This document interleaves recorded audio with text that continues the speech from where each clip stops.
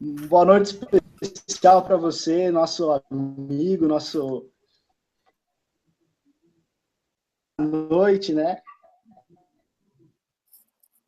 Contigo também, desde Porto Alegre, de estar trazendo essa transmissão, essa formação aqui de uma forma muito especial na noite de hoje, né? Falando de assuntos tão importantes, assuntos que são realmente perpassam a nossa sociedade, né? Assuntos que estão à tona, que a gente está ouvindo falar o tempo inteiro, que fazem parte dos nossos circuitos, dos nossos relacionamentos. Então, que é importante a gente poder falar hoje um pouquinho sobre esse tema tão importante, né? O tema da nossa conversa hoje, então, é juventude e comportamento autodestrutivo, prevenção e meios de intervenção.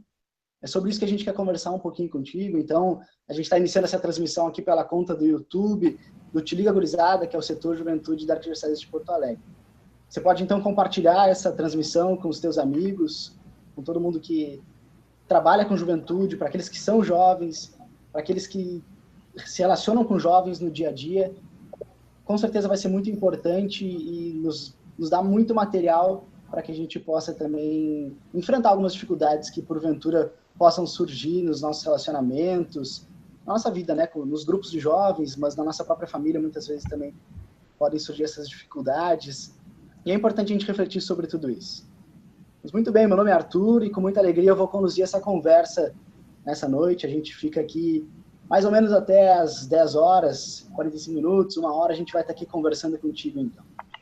Mais uma vez, fica o convite para compartilhar esse link dessa nossa transmissão pelo Facebook ou pelo YouTube. A gente está com o link do YouTube, né?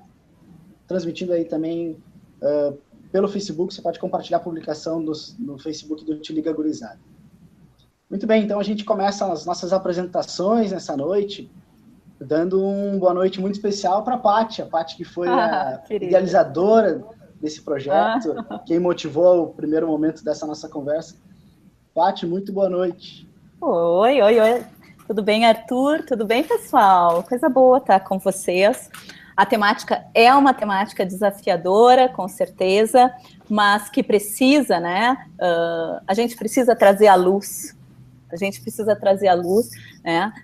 O que eu posso dizer mais? Assim, vai ser a rodada de apresentações agora, né? Sou psicopedagoga, trabalho em ambiente, em instituição escolar, também na área de atendimento, né? Então, essa temática é uma temática que a gente lida diariamente, de um jeito ou de outro, e tenta contribuir, não só socialmente, mas agora especificamente junto ao setor da juventude, porque, afinal de contas, muitos acompanhadores de jovens, muitos jovens se preocuparam bastante essa semana, foi uma explosão virtual aí, né, de mensagens e tudo mais. Então, vamos contribuir, não é assim? Vamos trazer palavras, sim, aquilo que está de fato acontecendo, mas também apontando para a esperança, apontando para indicativos, né, de possibilidades de sentido para toda essa gurizada que está aí. Muito bem, Paty. Então, a gente vai conversar um pouquinho. A Paty que é psicopedagoga. A gente também tem uma dupla aqui de psicólogos. Boa noite especial para ele, Rodrigo. Boa noite. Boa noite a todos, boa noite aos colegas da mesa virtual, então, de conversa. Prazer estar aqui com vocês, falando um pouquinho sobre esses diversos temas, na verdade, temas bastante importantes e sérios. Eu sou o Rodrigo, sou psicólogo clínico, trabalho em consultório particular, também professor universitário, atuante em diversos serviços da igreja. Espero hoje poder colaborar um pouquinho nessa conversa junto com os colegas. Muito bem, e a nossa outra psicóloga é a Marina. Boa noite, Marina. Boa noite, Arthur. Boa noite a todos que estão nos acompanhando aqui por esse Hangout.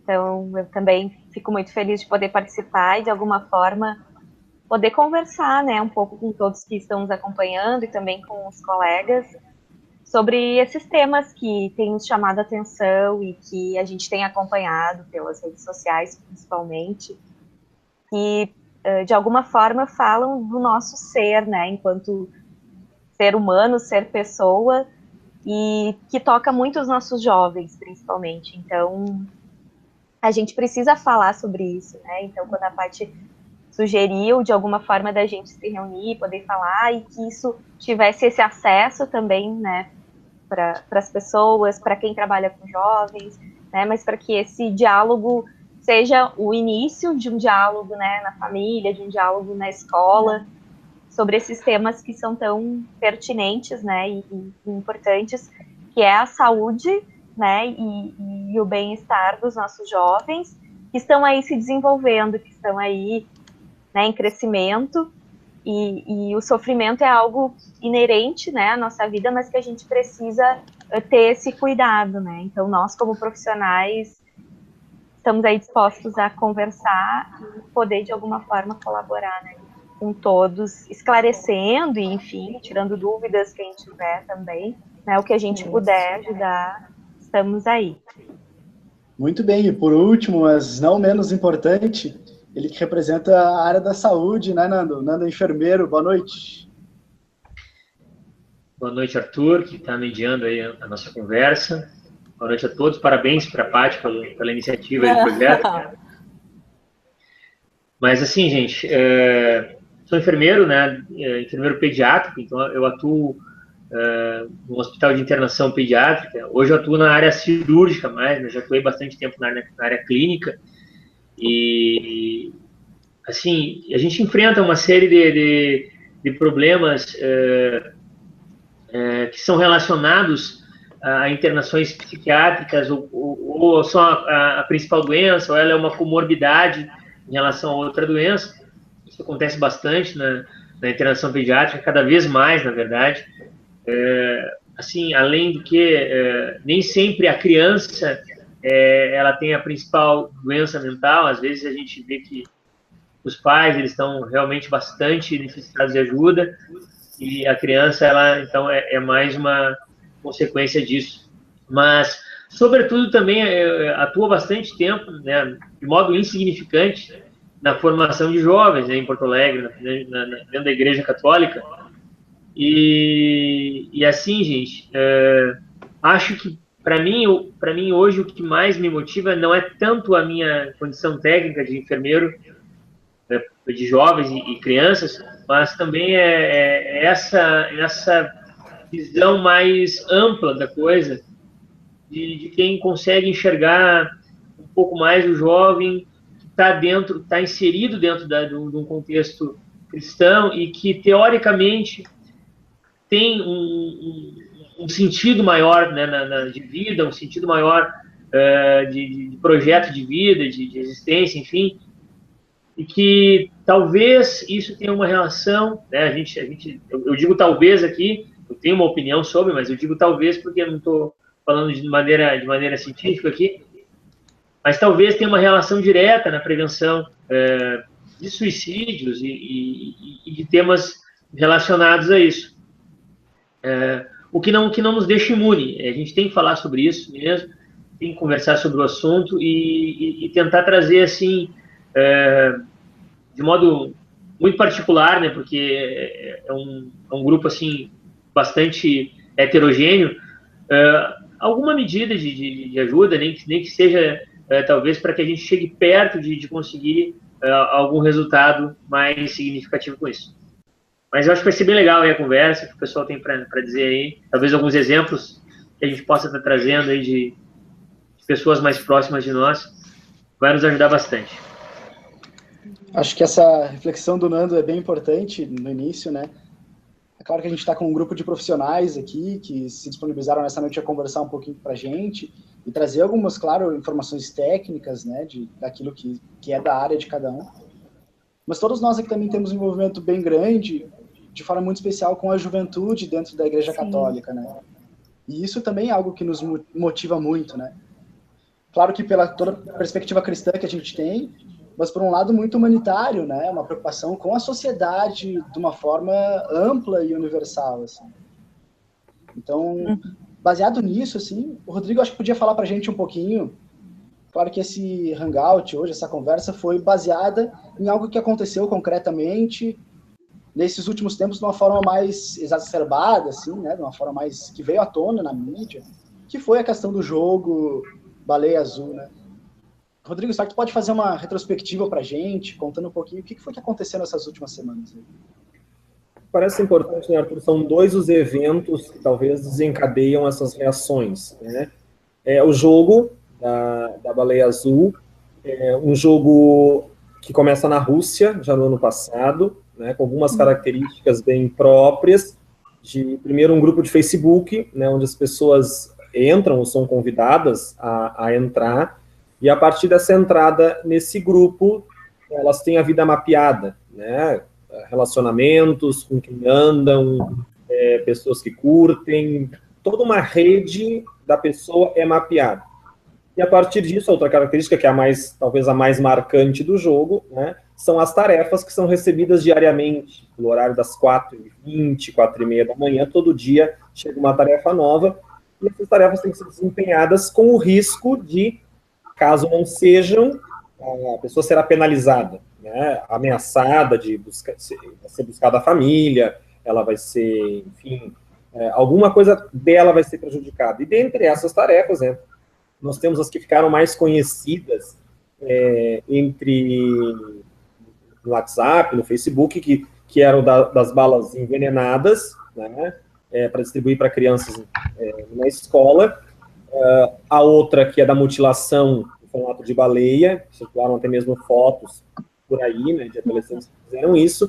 E a última, que seria a do suicídio, né, ou seja, a tarefa final. Um pouco esse seria do evento, né,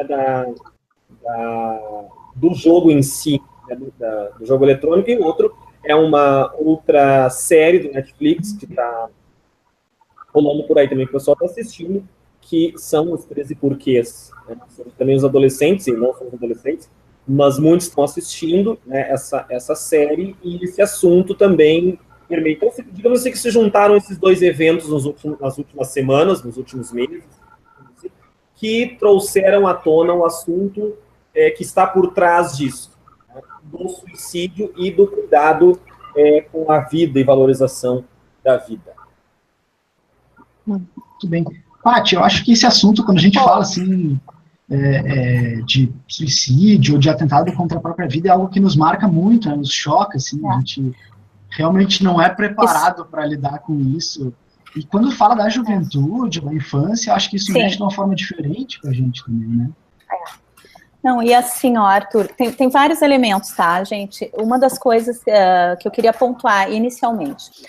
Quando começou, a história veio a público a partir desse jogo, e daí através da série, daí teve manifestações de um modo geral. Eu não sei se vocês todos, mas para quem é profissional assim da área, uma das coisas que logo nos chama a atenção é que as diversas instituições que trabalham com a juventude se manifestaram.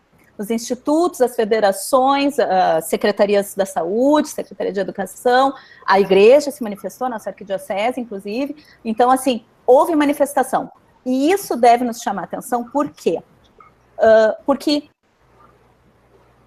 esse comportamento autodestrutivo na juventude, como tu falou, nos choca principalmente porque, vocês pensem, é uma coisa quase que contra a lógica da maioria das pessoas, perceber que a juventude, onde, né, poxa, a ebulição hormonal, onde tu tá ali construindo projeto de vida, onde tá sonhando as coisas que tu quer para tua vida, o que tu quer ser, pensando, idealizando profissão, constituindo grupos de amigos, quando tu tá reconhecendo, né, nas tuas potencialidades, aquilo que tu quer investir, aquilo que tu quer apresentar para o mundo.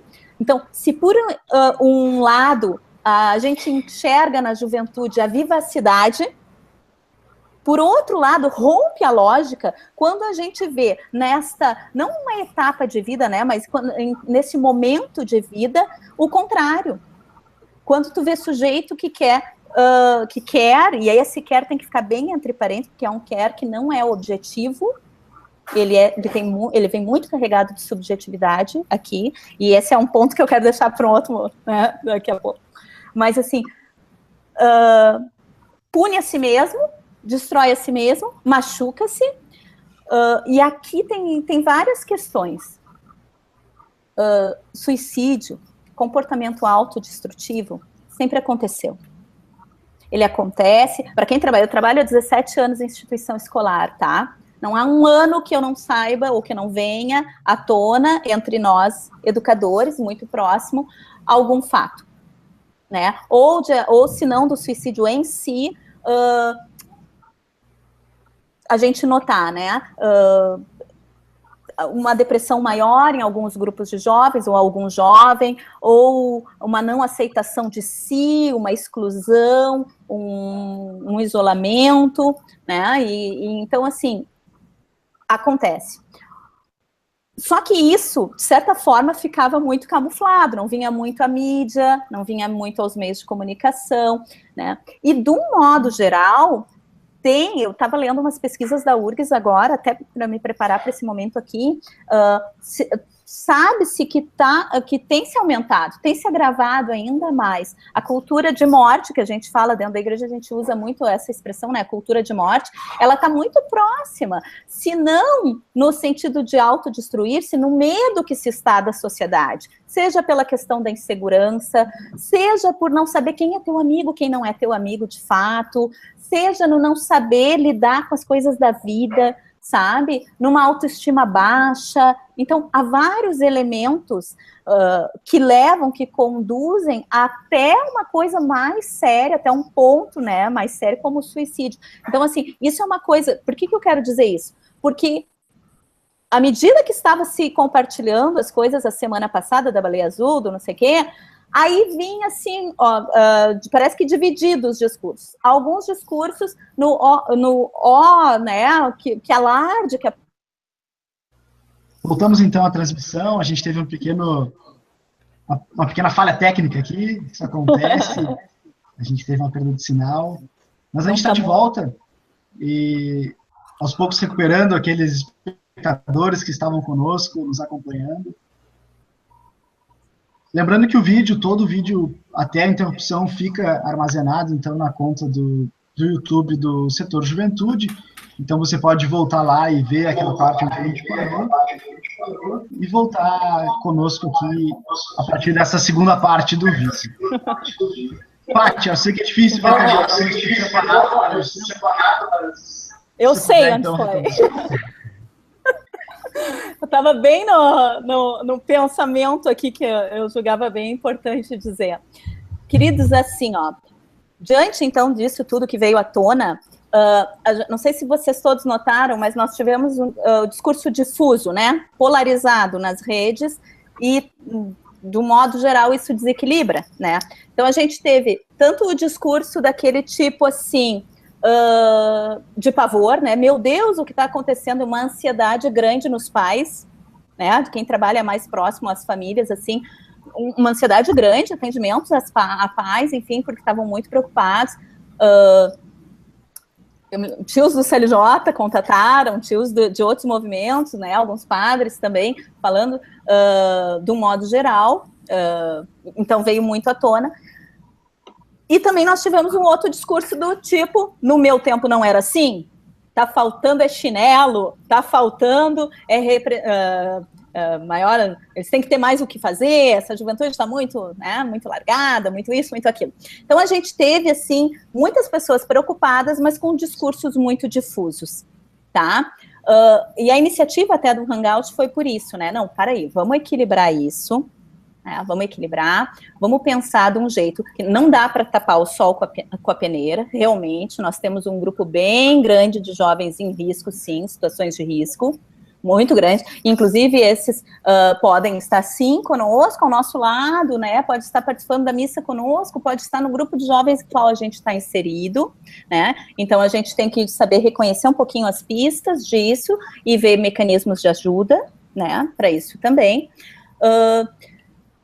E, de um modo geral, trazendo para a luz, como eu usei essa expressão antes, né? Porque é isso mesmo, é trazer para a luz para a gente ver com detalhe e para ver como ajuda, né?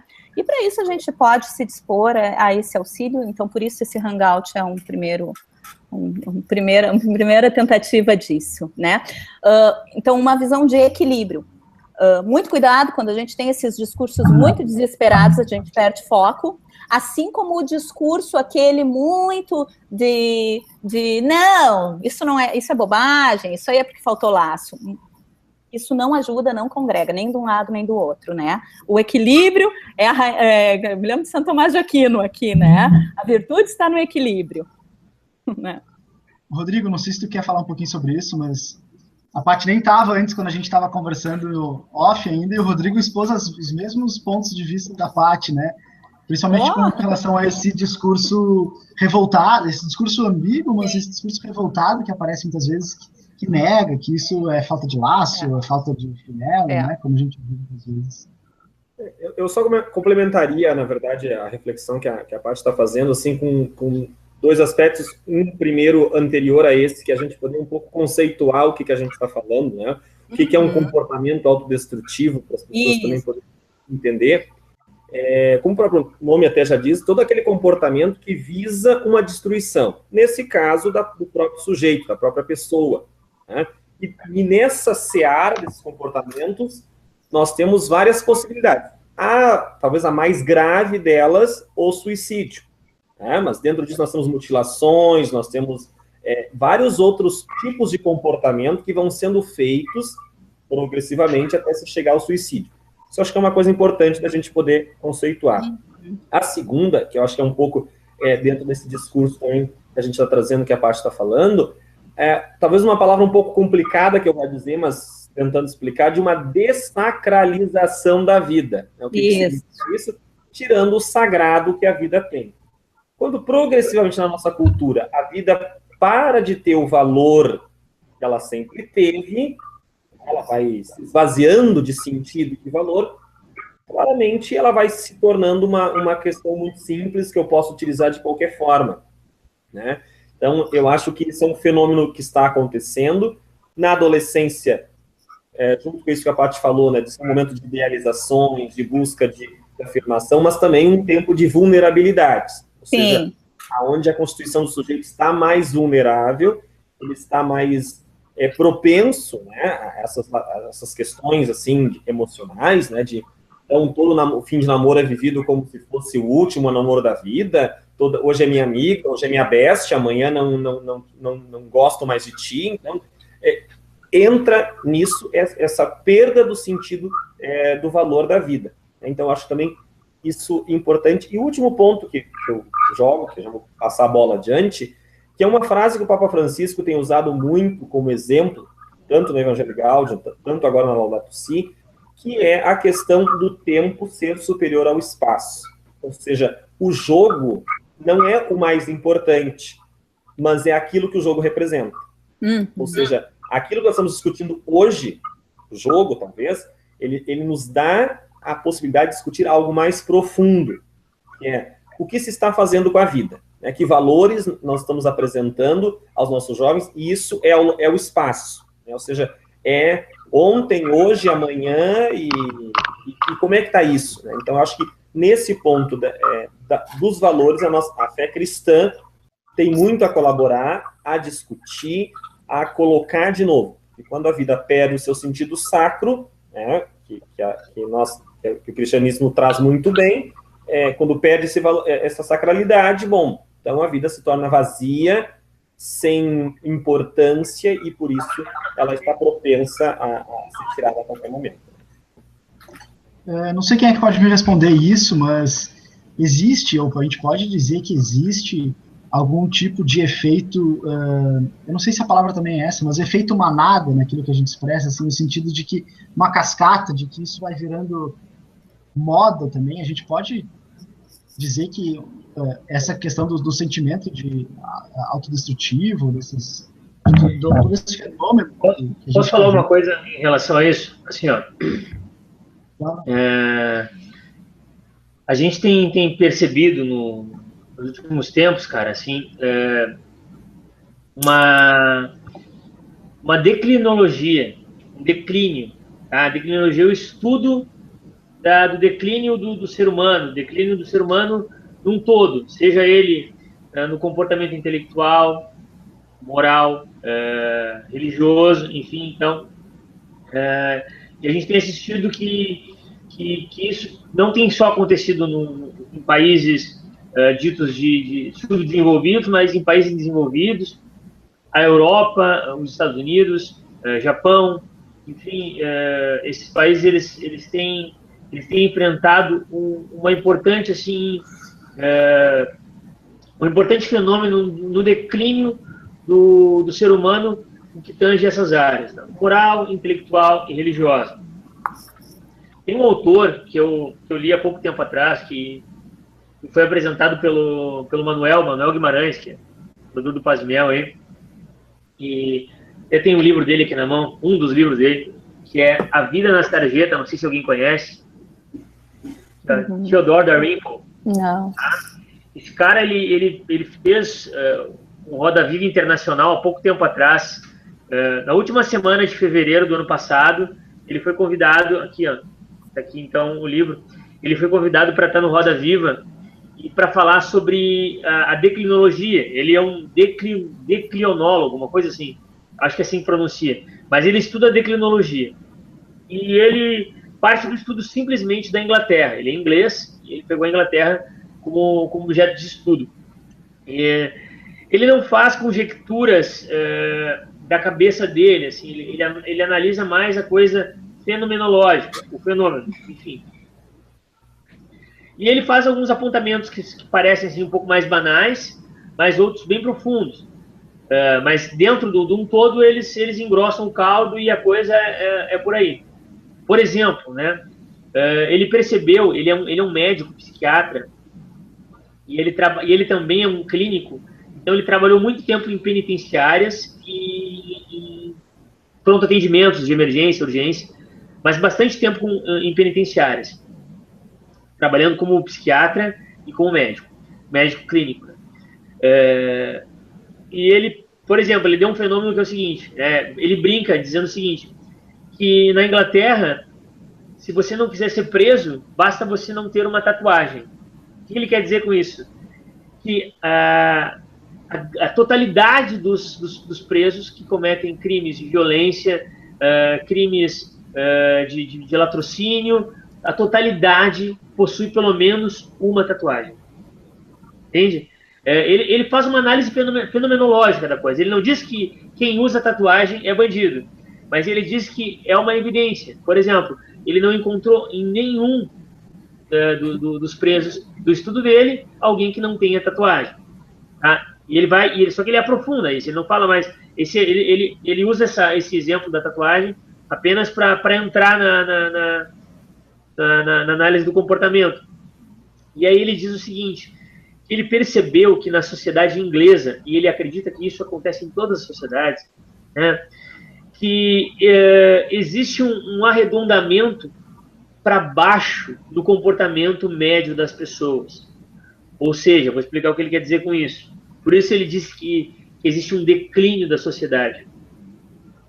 Ele disse que em tempos atrás, talvez um século atrás, ou até menos que isso, era comum as pessoas de uma baixa condição de vida, seja ela financeira, seja ela intelectual, seja ela assim, até mesmo assim em posição de nobreza na sociedade inglesa, era comum que essas pessoas elas se esmerassem em imitar o comportamento daqueles que estavam acima.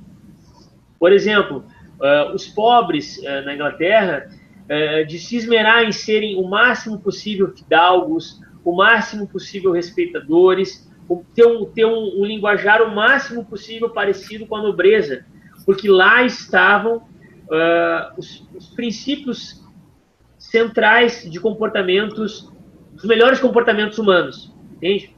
E ele disse que era comum isso acontecer. As pessoas de uma área menor da sociedade, seja ela intelectual, religiosa, moral, quererem ao máximo se esmerar para chegar mais perto possível daquelas que estavam mais acima. E hoje ele percebe ao contrário. Existe um arredondamento para baixo, ou seja, as pessoas elas tendem a buscar um comportamento, as que estão mais acima, a se assemelhar com os mais de baixo. E ele usa um exemplo fantástico, que é o exemplo da família real inglesa. Ele diz, Por exemplo, os príncipes ingleses, eles seguidas estavam envolvidos em escândalos de bebedeira, usando, por exemplo, né, isso era uma coisa, não era uma coisa comum na nobreza inglesa, usando piercing, fazendo tatuagem, que não era comum na nobreza inglesa.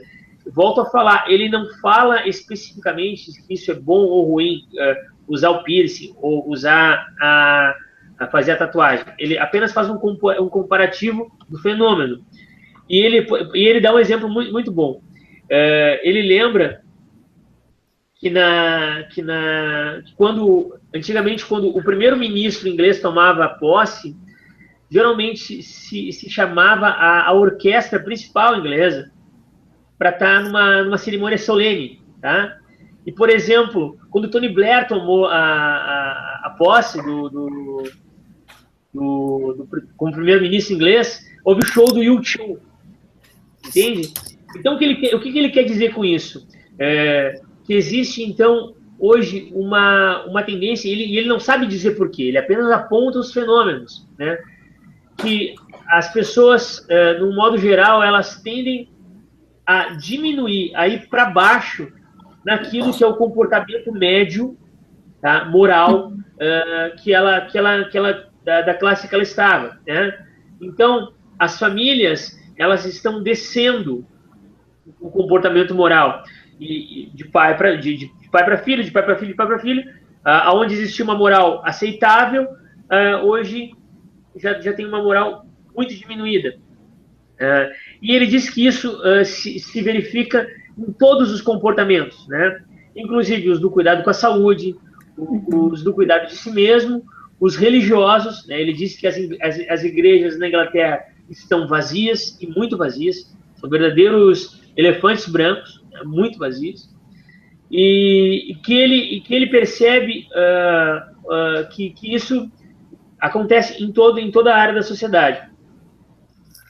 Então, eu acho que hoje essa epidemia e esse problema relacionado ao suicídio com a baleia azul, ou seja, de qualquer outro modo que venha a acontecer, ele tem uma certa relação nisso. Quando o ser humano ele já não busca mais o sentido de valores importantes, fundamentais, né, morais, intelectuais, artísticos, o belo, ele caminha para uma inutilidade na sua vida, um vazio na sua vida que talvez seja a coisa que ele entenda fazer mais sentido é tirar a própria vida ou entrar num jogo desse, em que a sua existência passe a ter algum sentido, pelo menos para aquele grupo de pessoas.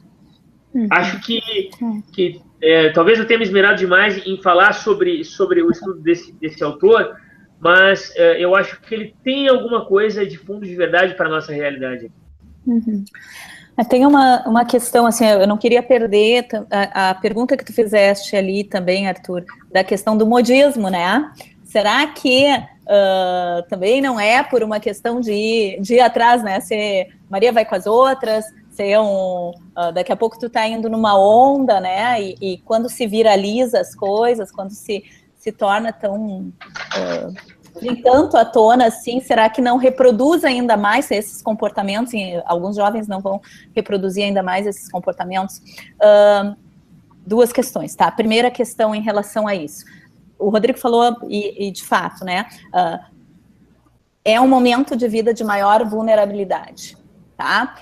Há muita transição, há toda aquela questão da construção do eu aqui, do que sou eu, de quem é o outro, né? Há a questão da inserção nos grupos, sim, né? E hoje, cada vez mais, os jovens, eles estão muito inseridos nos grupos, tanto presenciais, quanto nos grupos... Quantos grupos nós temos no nosso WhatsApp, né, pessoal? Então, assim, os nossos jovens também estão, tá? Então, se por um lado... tem uma influência do meio e do grupo em que está se inserido, por outro lado, este grupo ele só tem uma influência grande, direta no comportamento individual, quando eu abro mão daquilo que sou para assumir um comportamento de um grupo. Há grupos extremamente positivos que nos levam a ter a uma edificação, que nos levam a valores de vida, valores de bem, enfim. Há grupos que estão tão vulneráveis quanto a minha singularidade, entendeu? Então, aí qualquer coisa é coisa, qualquer experimento é experimento, né? E há outros que não, há outros grupos que de fato levam para comportamentos autodestrutivos. Por exemplo, muitos, e vou pontuar de novo o que o Rodrigo trouxe, né?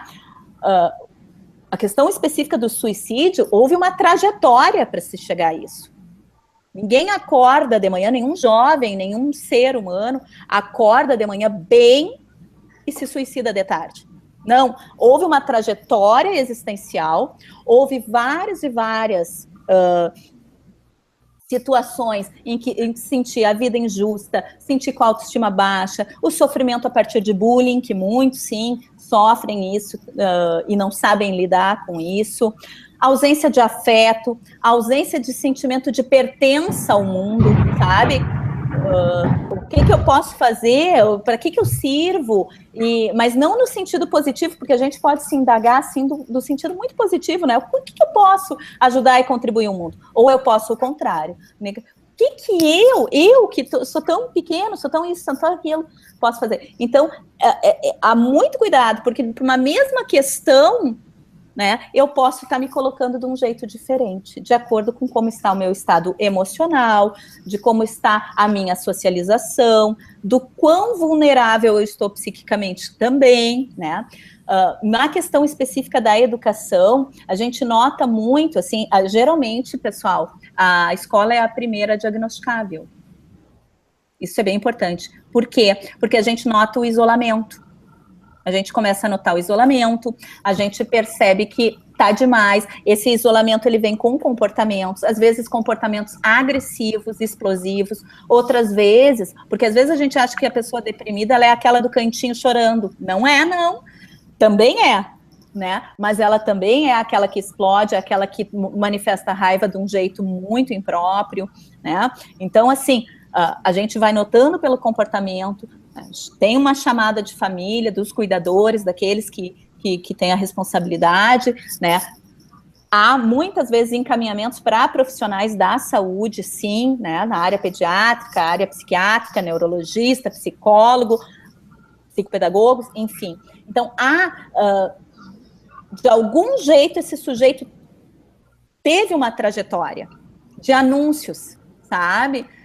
E também, por isso é tão importante que as redes de apoio, a escola e tudo mais, tenha esse papel de atenção e envio, né, encaminhamento, né? Mas para isso a família tem que ser muito parceira, né? Porque o jovem é um jovem em estado de desenvolvimento, tem alguém responsável por ele não responde por ele sozinho. Os nossos jovens estão respondendo muito por si sozinhos. Muito, gente. A gente elencou alguns pontos aqui, eu acho que o Rodrigo trouxe para a gente essa questão da falta de sentido, né, que eu acho que é básica para a gente chegar numa questão, drástica, ou uma questão final, né, que é o suicídio, ou qualquer comportamento autodestrutivo. O Nando, acho que trouxe muito bem também essa questão de uma perda de moral social, né, que mostra que isso não é um fato isolado, assim. Acho que, de repente, a gente está tendo, pela juventude, a demonstração de uma crise, se a gente pode dizer assim, ou de um problema social, né? A juventude está demonstrando um problema da sociedade. Eu acho que a juventude revela esse problema que não é dela, né? Não é só da juventude. Não, né? Não está isolada ali. Aí vem toda a questão da integralidade lá, que a gente conhece tão bem, a gente já ouviu falar várias vezes. Isso mostra também, né? E a Paty trouxe a questão da juventude como etapa de construção do eu. Acho que esses 3 pontos, assim, que a gente... Que é por aí, né? Claro que a gente não tem a pretensão de fazer um tratado sobre o que está acontecendo, resolver todos os problemas do mundo aqui, mas talvez o caminho seja nesses 3 pontos. E antes da nossa conversa ao vivo aqui, a Marina também comentou com a gente que isso é um problema que a gente vê hoje, e aí talvez as redes sociais e essa questão de acesso à informação faça com que ganhe proporções tão grandes, mas esse problema não é de hoje, né? É um problema que vem sendo construído há um tempo, né?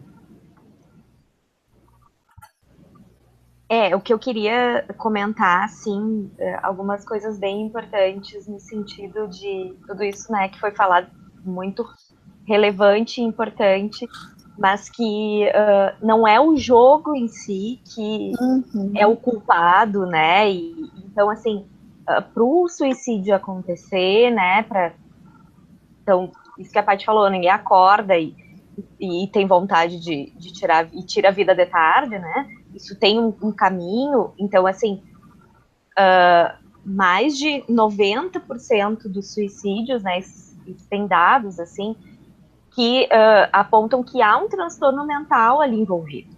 Então, a gente tem que também desestigmatizar né, a doença mental, a depressão, enfim, né, principalmente a depressão, né, mas existem outras, né, outros transtornos psíquicos que podem acometer as pessoas, especialmente os jovens também, por estarem mais vulneráveis, enfim, toda a questão, né, ali que a Rafa citou também ali no nosso grupo, né, o córtex se desenvolvendo ainda, então o cérebro também está em desenvolvimento, então não é só uma questão né, de comportamento, é também fisiológica, né, Paty, a gente vê até pelo próprio Teen Start, né, que a gente estuda aí. Então, assim, existe ali um desenvolvimento também físico, né, fisiológico, e que o jovem precisa ter esse cuidado, esse olhar. Então, assim, aí a gente entra um pouco nessa questão também, que era outro ponto que eu queria falar, da questão do diálogo, da família, né? O que eu tenho visto também muito nos comentários, às vezes as pessoas generalizam, é culpa da família, né? A família não cuida, não tem diálogo, né? Então, assim, ok, pode ser um sintoma disso, mas não é só isso, né? A gente não pode generalizar situações. Já ouvi, inclusive, né, dentro né, dos grupos, enfim, dos nossos convívios, assim, né, pessoas que têm uma relevante, né, poder, assim, uma relevância de fala, dizendo essas coisas, assim, é culpa dos pais, a mãe só quer saber disso, o pai só quer saber de trabalhar, e não é só isso, né, gente? Então, acho que tem que ter um pouco esse cuidado. Claro que a família é de onde parte esse diálogo, né? A escola também tem que falar sobre isso. Então, assim, uma coisa bem importante também, agora eu esqueci o nome dela, mas é uma juíza da Infância da Juventude, chegou a comentar, também fez um vídeo comentando isso, assim, que a gente precisa ter um cuidado para não começar a tornar isso algo tão, né, do descuidado do falar sobre isso de uma forma protegida nesse sentido, né, então, assim, dentro do tempo que o jovem, né, consegue, assim, estar atento, mas ao mesmo tempo não, né, criar todo uma coisa que de repente é maior do que, né, realmente não estou desmerecendo a situação, mas assim, estar atento, mas ao mesmo tempo ter esse cuidado, né, então assim, isso parte sim do diálogo com os pais, parte do diálogo com a escola, dentro dos nossos grupos, né, convidar, então, sim, pessoas, né, especialistas ou mesmo, né, os tios, né, os jovens terem um momento para falar sobre isso, né, e desestigmatizar o transtorno mental, né, a doença, porque, né, isso é bem importante também, né, a posição da igreja, né, sobre isso, né, sobre o suicídio, de que não é algo que a pessoa, né, vai para o céu, vai para o inferno, não é isso, né, a pessoa para cometer isso, a igreja entende que ela tem que estar em um processo de muito grave que atira da sua consciência. Então, assim, é importante também, né, a própria questão da doença mental, às vezes, é porque a pessoa não tem fé, né, a pessoa não acredita em Deus, que Deus pode curar. Gente, é a mesma coisa que eu ter diabetes, né, e eu não fazer o tratamento e eu achar que Deus tem que me curar, sabe? Eu tenho que fazer o tratamento, né, isso tem que ser bem diagnosticado, né. Só que, claro, quando envolve a subjetividade, é um pouco mais difícil disso ser, né, medido ali, então é mais difícil também de ser, né, falado e desestigmatizado, mas acho que isso que a gente está fazendo também, de abrir um espaço, né, para falar, E isso vai, de alguma forma, sendo disseminado, né? O jovem vai tendo, ele precisa ter esse lugar seguro para poder falar sobre isso, né? Se eu vou falar, enfim, se o jovem está passando por alguma dificuldade e ele não se sente acolhido em outras dimensões, enfim, né? Ele não vai conseguir falar sobre um transtorno, né? Uma doença mental, um pensamento que ele tenha, né? De morte, enfim. Então, é esse espaço que tem que ser criado, assim, né? Não sei se eu me enrolei muito, mas enfim, eu quis lançar um pouco as ideias também para a gente falar, né? A Marina falou um pouquinho sobre as doenças mentais e de uma forma especial citou a depressão. Não é bem o tema do nosso vídeo, né? A gente está falando sobre os comportamentos autodestrutivos, mas acho que, me corrija se eu estiver errado, mas acho que a gente pode elencar a depressão como um dos pontos muito importantes ou fundamentais para desencadear um quadro autodestrutivo, né, na juventude. Eu queria só abrir um parênteses antes da gente entrar propriamente na questão da doença mental, talvez dando assim uma pitada de uma outra perspectiva também sobre esses comportamentos, às vezes um pouco contraditório, mas que tem uma lógica, né? E de a gente poder pensar que o suicídio também é a última tentativa de se livrar de um sofrimento. Exato. Uhum. E há na cabeça, por mais contraditório que isso pareça, na cabeça daquele que faz o ato destrutivo, de que com aquele ato ele vai conseguir tirar o sofrimento que ele tem e não só isso, seguir em paz, digamos assim. É como se eu conseguisse me livrar daquilo que me faz sofrer e ainda fosse permanecer aqui para poder, opa, me livrei disso, né? Que na verdade é uma fantasia. Né? Ou seja, eu entro nesse engano de que fazendo isso eu tiro esse sofrimento e ainda vou sobreviver para poder viver em paz. Porém, não vai viver. E um outro aspecto que eu queria chamar a atenção é que, e aí falando especificamente do jogo da baleia, é que as tarefas são feitas com muita força e com muita obediência, também por proteção aos seus. Ou seja, há uma ameaça de que se eu não o fizer, virão atacar meus familiares ou virão me atacar. Uhum. Eu acho isso um ponto importante, né? Assim, de também levar em consideração de o quanto tem ali um sentimento de, para proteger a minha família, eu vou obedecer automaticamente, entre aspas, né? Porque eu tenho um motivo. É maligno. Isso é muito maligno. Eu estou obedecendo a isso, mas em função também de outros. E aqui eu acho importante que vocês estão falando da família, né? Que a gente sabe, né? Por mais... Vou citar um exemplo simples, que são os golpes por telefone. Então, uma pessoa fica dizendo, sequestrei o fulano, eu tô com ele e tu tem que depositar tanto. E a gente às vezes não se dá conta que tem que ligar para o fulano para ver se o fulano realmente tá bem, enfim. Da família poder dar essa segurança para o fulaninho, para a fulaninha, né? De, olha, nós estamos aqui, né, nos protegemos, né, conta pra gente, para que a gente possa saber o que está acontecendo e se houver algum problema, resolver. Né? Porque na cabeça dele, esse risco é real. Sim. Vão pegar minha família, vão fazer alguma coisa, e a gente sabe que não é tão longe da nossa realidade isso hoje em dia. Né? A violência que a gente vive, seja em Porto Alegre, seja nas grandes capitais, é muito real alguém aparecer, sequestrar um familiar, fazer alguma coisa. Né? Então, eu queria só chamar a atenção disso, que tem esse aspecto protetivo também no estar desempenhando as tarefas que são feitas. Não, e aí, parece assim, um pouco até curioso, assim, porque são tarefas contra a tua própria vida, no sentido de proteger o outro, né? Então, a gente vê que realmente isso não pode ser olhado num olhar de algo natural, não. Vamos analisar como a gente olha o nosso dia a dia. Nós precisamos ter um olhar diferenciado e atento. Não sei se o Nando queria falar alguma coisa ali. Eu queria falar uma coisa, assim, que minha contribuição é menos técnica em relação à psicologia do que a de todos vocês, porque eu não sou formado na área de psicologia e nem ouso falar alguma coisa no sentido. Mas eu acho interessante que a gente, apenas de modo observacional, assim, a gente convive com famílias na igreja, né? E, por exemplo, convive com a família da Paty há um tempo aí, os meninos aí, que estão cada vez maiores, esses guris, pelo amor de Deus. Então. Enfim, E famílias, eu digo famílias com filhos, né? O Arthur e a Marina também são uma família, enfim. Mas a gente verifica que quando tu traz fundamentos de realidade para dentro de casa, e quando eu digo realidade, eu digo realidades... Tu tira questões fantasiosas que hoje a gente verifica nas redes sociais, no convívio no trabalho, enfim. Por exemplo, que tu é o melhor, que tu tem que ser o melhor, que tu é capaz de grandes coisas.